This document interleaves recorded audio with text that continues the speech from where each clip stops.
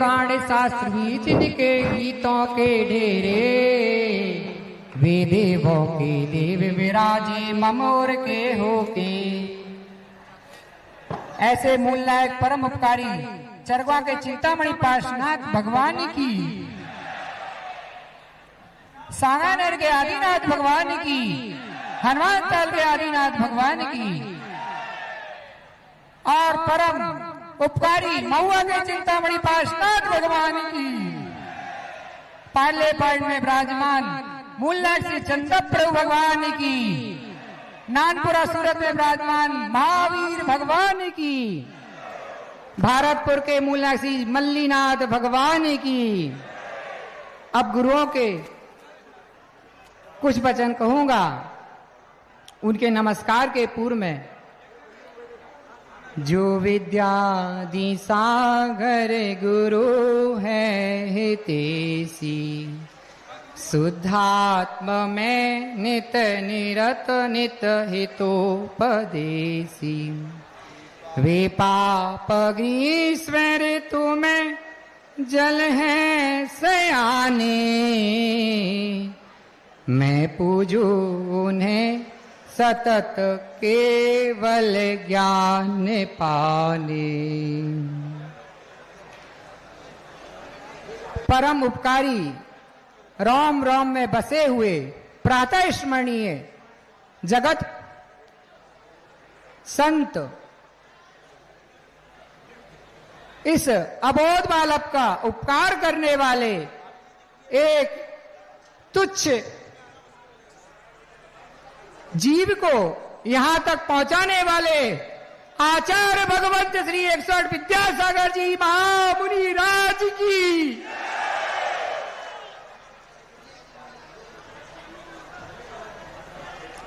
आचार्य संघ की, चरवा की चारों आर्या माता जी की, वर्तमान गुरु दीक्षादायक निर्यापक श्रमण जगत पूज्य संत शिरोमणि परम उपकारी, जो बाल अवस्था से प्राप्त हुए ऐसे जगत श्रेष्ठ पूज्य श्री सुधा सागर जी महामुनि राज की।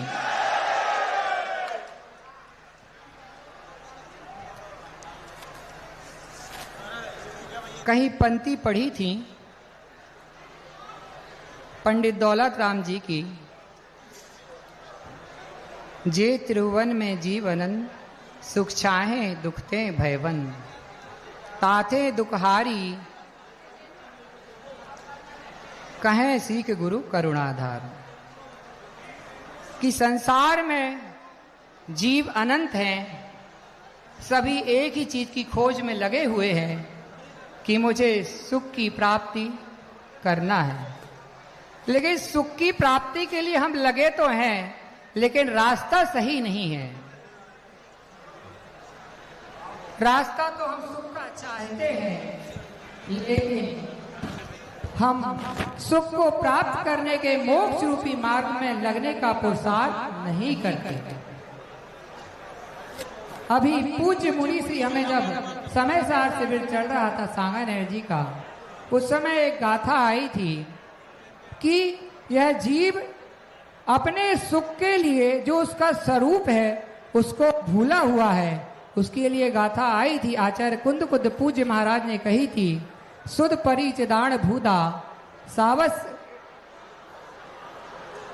सुध परिचिदान भूदा सबसी भोग भोग बंद कहा, एयत तत्सुवलंबो डबरीला सुबलो बेहत्तस्य।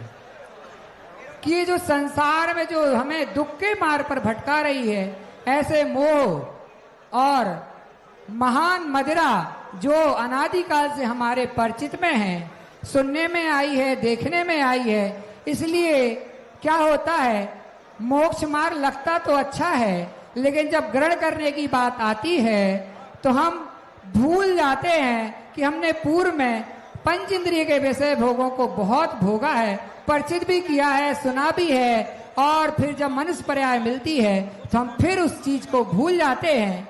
और जब नरक आदि में जब हम गए हैं अनंतों बार, वहां यही हमने भागा है, भगवान से ही प्रार्थना की थी कि भगवान हम एक बार फिर मनुष्य पर्याय मिल जाए तो हम दोबारा अब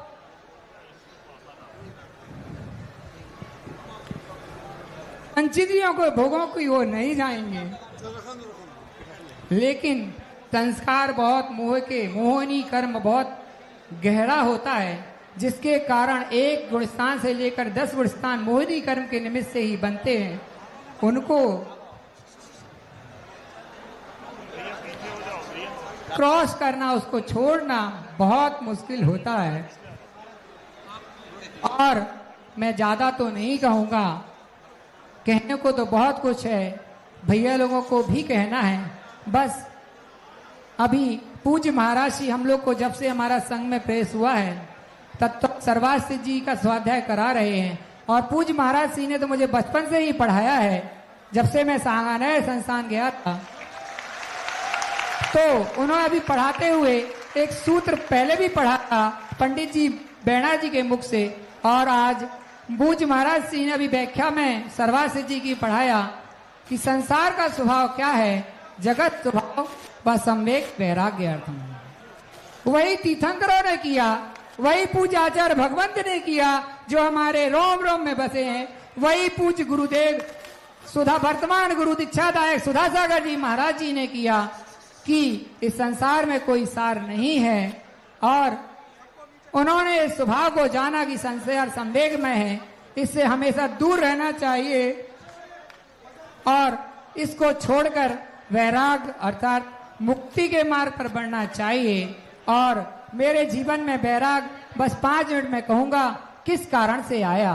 कि अभी भूर्त में कल हम जब भी बिनौली डलाने अशोकनगर गए थे, एक इंटर वाले भैया आ गए, वैराग्य का कारण क्या था, तो हमने कि हमें नहीं पता, पूज्य महाराज श्री हमारे गुरुजी उनसे पूछ लीजिए। लेकिन आज कह देता हूं कि हमारा जन्म एक ऐसे परिवार में हुआ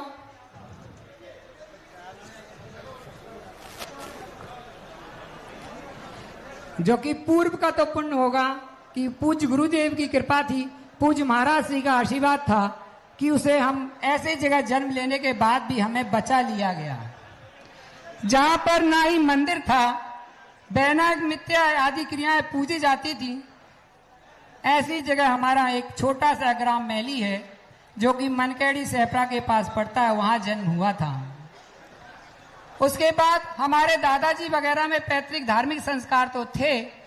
एक बार क्या हुआ था, छोटी सी घटना है दादाजी की, जिनका नाम था स्वर्गीय श्री नेमचंद जी और उनके पुत्र श्री विजय कुमार जैन जी और माता श्री मुन्नीबाई देवी के घर में हमने आके जन्म लिया था। मंदिर ना होने के बावजूद भी हम जब वहां बचपन में रहते थे, लेकिन माँ हमारी धार्मिक थी, क्योंकि हमारी नानी आदि के संस्कार धार्मिक थे। तो हमारी माँ हमें, जो चरवा के नाम से आप हमें सब लोग जानते हैं, वह हमारी मम्मी का गांव है। हमारे पिताजी गांव कोई नहीं जानता, सिर्फ चरवा वाले ही जानते हैं, क्योंकि पिताजी के नाम के आगे लिखा जाता है श्री विजय कुमार जैन मैली वाले। वहां कोई धर्म का संस्कार नहीं था। आज भी मुझे पता नहीं, जब से हम बचपन से छोड़ के आए थे अभी हम कभी नहीं गए वहां दोबारा। और हमारे परिवार के सतीश भैया चावल वाले हमारे परिवार के हैं, हमें सब पता है। सतीश भैया ने जब बीच में परिचय हुआ था बहुत समय पहले, तो मैं कह रहा था कि हमारे दादाजी ने एक हमारे बीच में बीज बोकर चले गए। वो हर साल वहां मंदिर नहीं था, लेकिन वह हर साल 10 लक्षण में व्रत करते थे और वह अपना गांव छोड़कर हमारे ग्राम आए।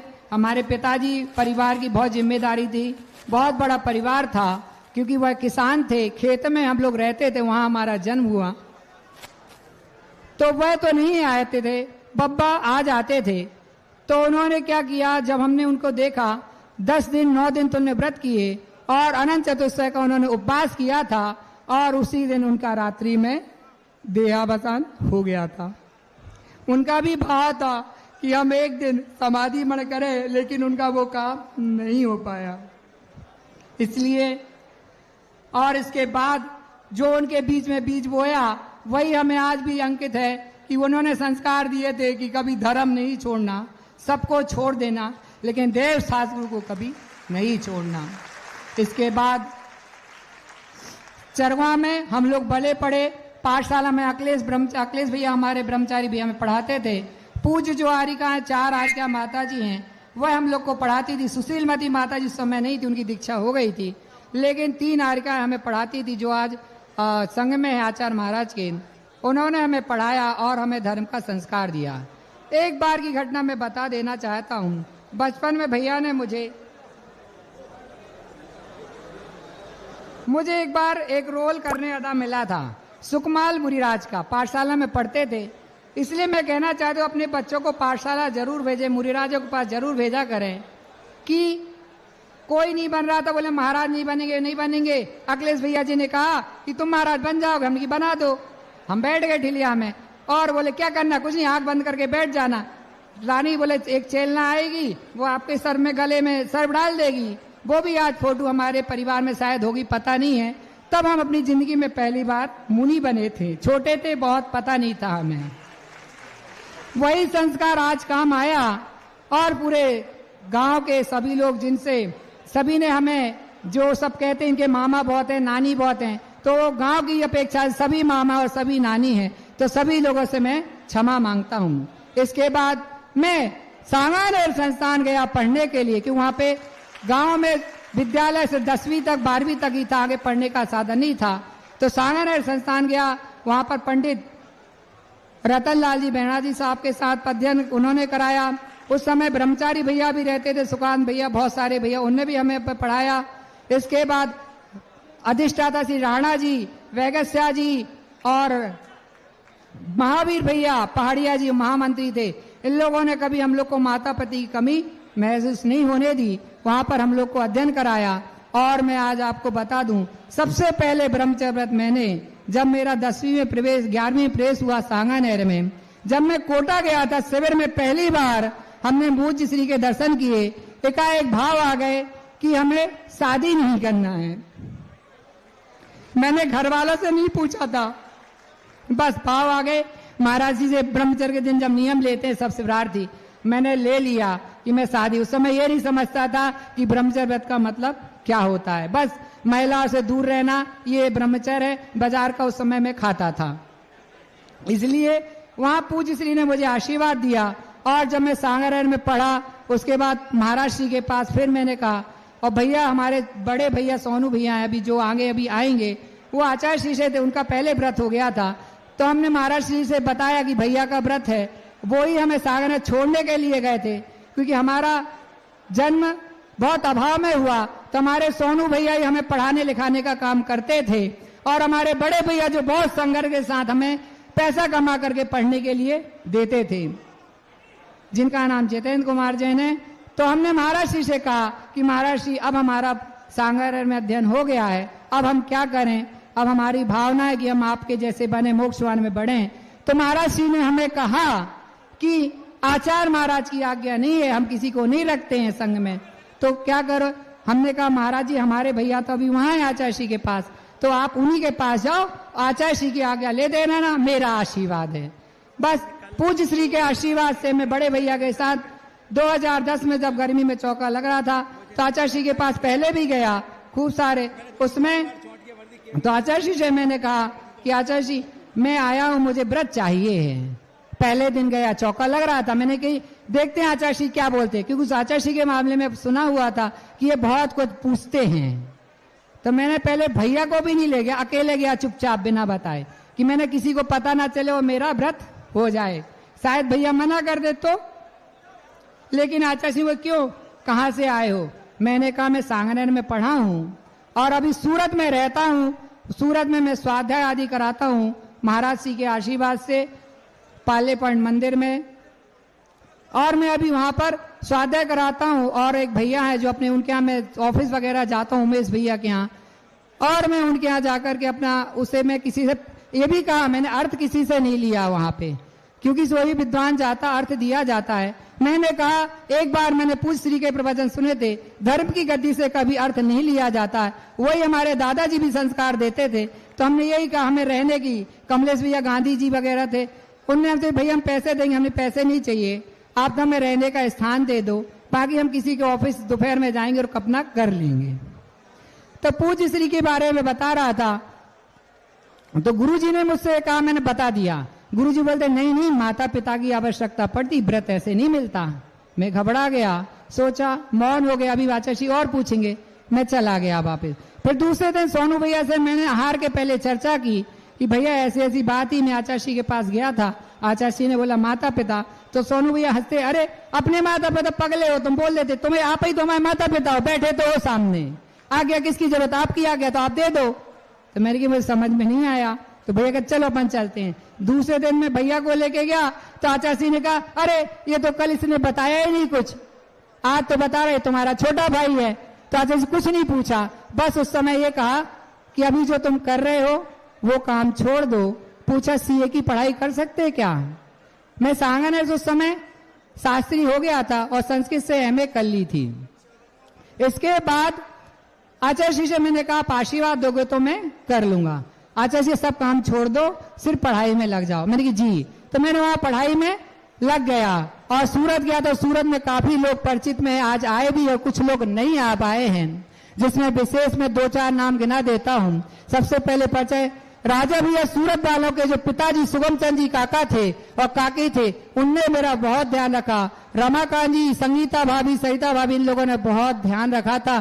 पूज्य महाराज जी और संजय गदिया जी का जो परिवार है, नीरज ज्ञानंद भैया जी का, ये लोग मुझे कभी कोई काम की कमी नहीं करने देते, हाथों में रखते थे। चाहे ओम प्रकाश बाबू जी हो, किसी का भी परिवार हो, सभी सूरत वालों से भी मैं क्षमा चाहता हूं कोई गलती हुई हो तो। इसके बाद मैं वहां से सीए की पढ़ाई करके जबलपुर आ गया घर के कुछ काम कर। और एक बात और कह दूं कि पूज्य महाराज जी के आशीर्वाद से ही ये सब काम कल चलता रहा। और बीच में मैं सब बात महाराज जी से बताता रहता था, क्योंकि महाराज जी हर साल शिविर में आता था। इसके बाद क्या हुआ कि मैं सूरत में फिर मैंने देखा ये तो भोग भूमि है, यहाँ कल्याण नहीं होने वाला। जब मैं वहां से आने लगा तो सभी लोगों ने रोका, भैया घर वालों को यहाँ बुला लो या सब हो जाएगा, आप जाओ मत। मैंने किसी से कुछ नहीं कहा, मैं तो अब जाऊंगा। इसलिए मैं वहां से बिना बताए घर की जिम्मेदारी लेकर के, घर की जिम्मेदारी थी भी कुछ कारण से कि गुरुजी कहते हैं घर वालों की आवश्यकता है, आचार्य भी कहते थे वो पूरी करके आना चाहिए। तो मैंने सोचा कुछ अर्थ के लिए उनके लिए पुरुषार्थ कर लूं। तो मैं सूरत से जबलपुर आ गया। और सुगम काका जी की मैं एक बता दूं समाधि पूज्य मुनि श्री के आशीर्वाद से हुई थी कतारगांव में। मैंने पहली बार अपने जिंदगी में किसी जीव को सामने जाते हुए देखा था, वो भी राजा भी सूरत वालों के सुगम काका, जिनके साथ मैंने खूब यात्राएं की थी। मैंने पहली बार महाराज जी का निर्देशन पाया था सानिध्य में, पीएम भैया के मार्गदर्शन के, महाराज जी के आशीर्वाद से वो पहली बार समाधि कतारगांव में हुई थी। और वही बीच मैंने देखा कि सही में जो कहा गया है, कितने पैसे वाला हो कुछ भी हो, संसार में हकीकत में कुछ भी नहीं है, सिर्फ एक मुक्ति का मार्ग है जो हमें संसार से दूर करना चाहता है। फिर जबलपुर आया तो उसके बाद पूज्य श्री के आशीर्वाद में रहता रहा। 13 साल में मनोज सिंह सर के साथ रहा, जो परिवार साथ ब्रह्मचारी सुनील भैया, ब्रह्मचारी अंकित भैया, ये परिवार जैसे रहते थे हम लोग। और भी भैया लोग कभी नाम मैं भूल गया हूं तो क्षमा चाहता हूं। बस अंत में इतना ही कहूंगा, ज्यादा तो कुछ ही प्रदीप भैया बोल रहे कि कम करो, बस खम्मा मी सब जी।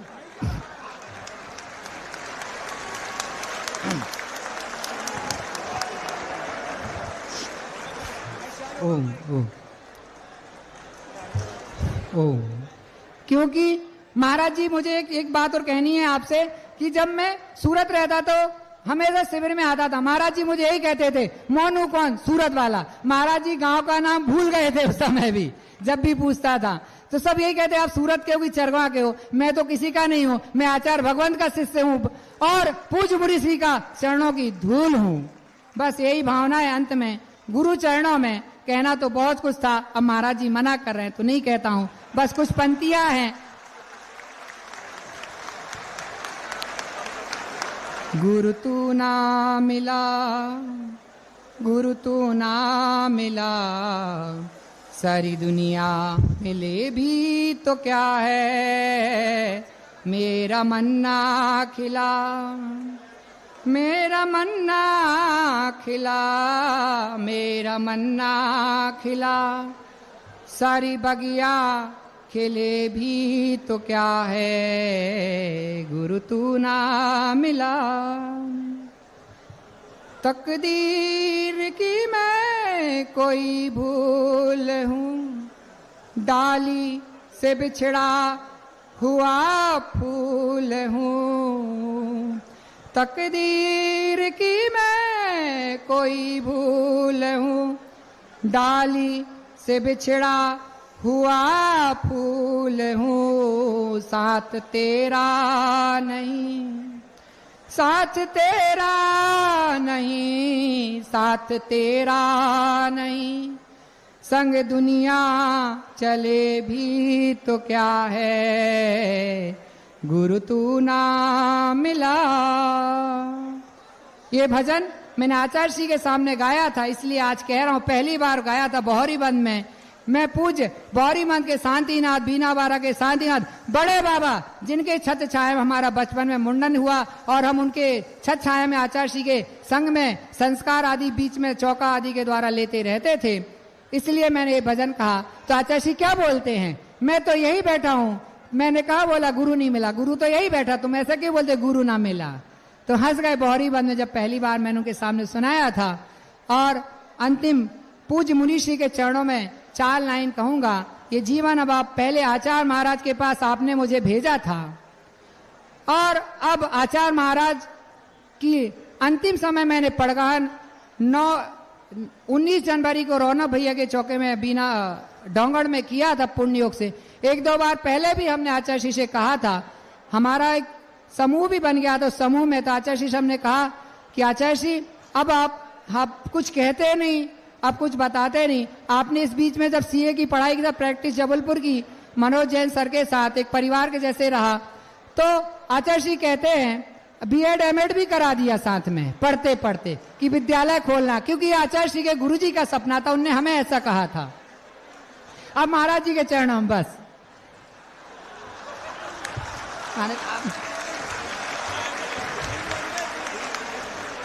तो बस अब कुछ नहीं बोलता। भवसागर में भटकत भटकत जीवन अपना व्यर्थ गवाया, पुण्य उदय से भगवान जैसा गुरुवर मैंने आज है पाया। जो तेरी इच्छा सो मेरी इच्छा, सो तेरी धारा सो मेरी धारा। जो तू सोचे सो मैं ही सोचूं, जो तू कह दे सो धर्म हमारा। हे पूज्य मुनि गुरुदेव, वर्तमान दीक्षादायक गुरु, पहले भी आपके पास गया था, बीच में आपने आचार्य श्री के पास भेज दिया।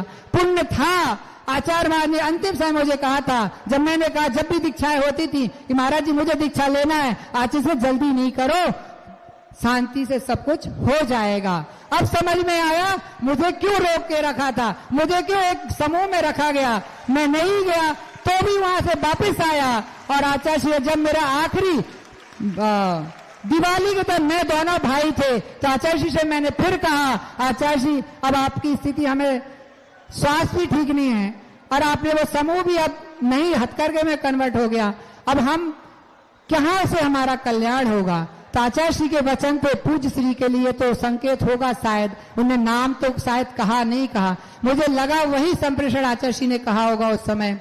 मैंने कहा गुरुजी अब हम क्या करें, आपने हमें 64 रिद्धि को पास भी पहले दे दी, वो भी कर लिए, आचार्य 36 के भी हो गए थे, और भक्तांबर जी आदि के भी पास कर लिए थे पहले आचार्य श्री के आशीर्वाद। और सबसे पहले मैं प्रदीप भैया की बात कहना भूल गया था, क्षमा चाहता हूँ, कह देता हूँ, हमारे क्षमा चाहता हूँ।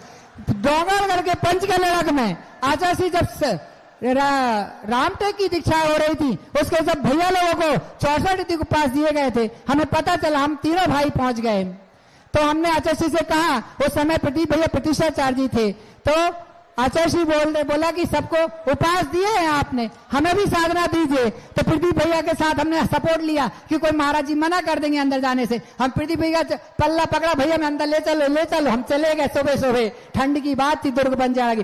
तो प्रदीप भैया ने बोला ये भैया लोग आए, कुछ कह रहे हैं आचार्य श्री। तो हमने कहा आचार्य श्री आपने सबको उपास दिए साधना के, हम लोग को दे दो। तो हमने कहा क्या दे दे आचार्य श्री बोले। तो हमने आचार्य जी सब दिया, सबको हमें भी दे दो। तो प्रदीप भैया ने भी वहां सपोर्ट कर दिया था, आचार्य जी जो सबको पास दिए वो इनको दे दो। आचार्य जी हाँ कायसर कर लो। 1 जनवरी की बात है, मुझे आज भी याद है प्रदीप भैया का वो स्थान।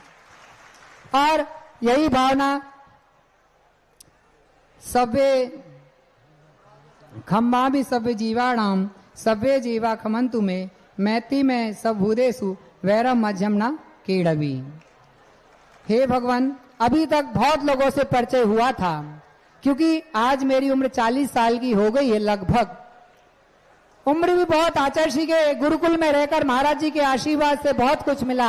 और पूज्य छुल्लक महाराज जी, गंभीर सागर जी महाराज जी से भी बहुत बचपन से मिला। जब भी मैं आता था उनके पास ही रुकता था, उनके लड़के झगड़ के वो भगाते थे तब भी नहीं भगता था कमरे से, उनकी बात भी भूल गया था।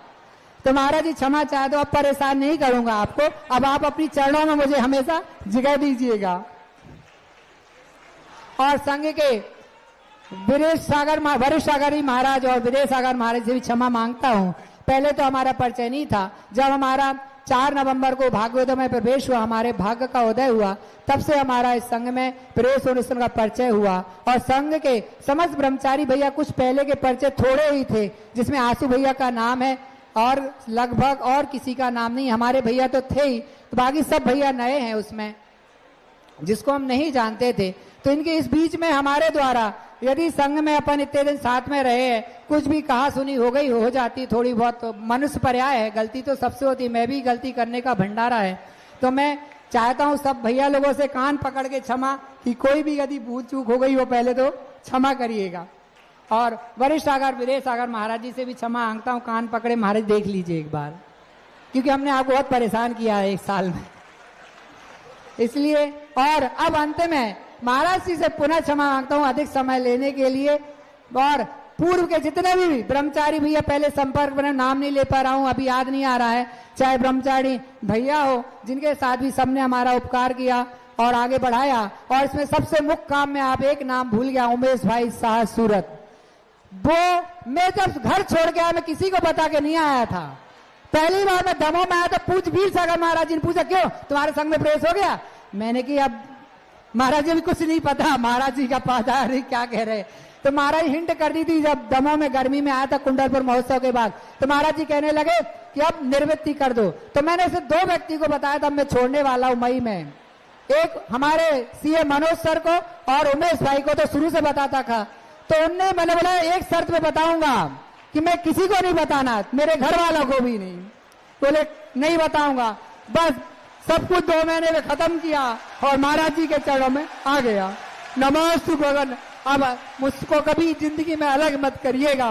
पूज गुरुदेव तो चले गए छोड़ के, लेकिन अब आपकी छाया मेरे से अलग मत करिएगा।